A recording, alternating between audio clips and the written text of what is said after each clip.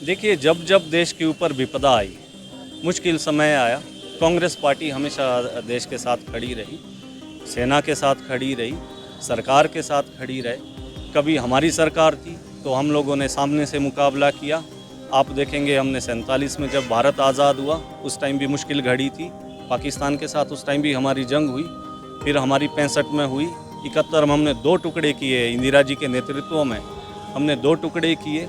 67 में एक हमने चाइना के साथ मिनी जंग लड़ा, उसमें हमने चाइना को धूल चटाई। 99 में भी जब करगिल हुआ था उस टाइम भी हम पूरे के पूरे सब देश एकजुट था।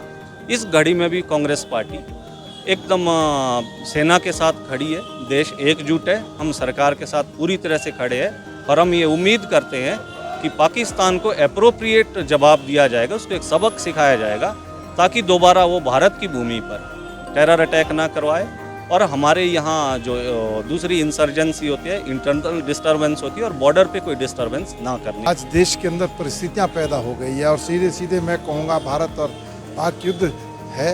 ऐसी विषम परिस्थितियों में हम समझते हैं देश के एक एक नागरिक का दायित्व बनता है, कर्तव्य बनता है कि हम सरकार के साथ लाभबद्ध होने के साथ साथ सेना का मनोबल ऊंचा रखने के लिए इस तिरंगा यात्रा का आयोजन किया गया है।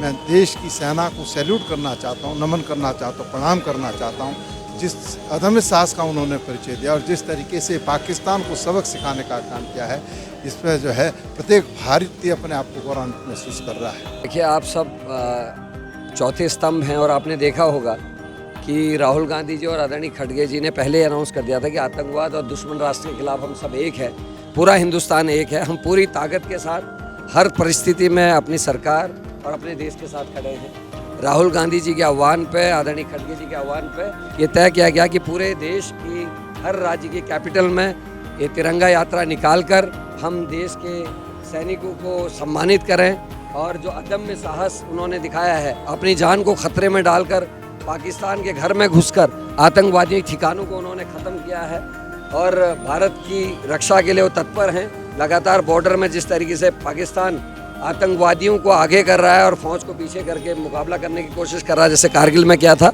उसका मुंह तोड़ जवाब हमारी सरकार और हमारी फौज दे रही है। और जिस तरीके से एयर अटैक पाकिस्तान ने किया मिसाइल से और अपने ड्रोन्स इत्यादि से, उन सब को मार कर हमारी सेना ने अपना साहस, अपना कौशल दिखाने का काम किया। इसलिए भारतीय सेना की जिंदाबाद, भारत माता की जिंदाबाद के साथ ये आज हमारी जो यात्रा है वो निकली।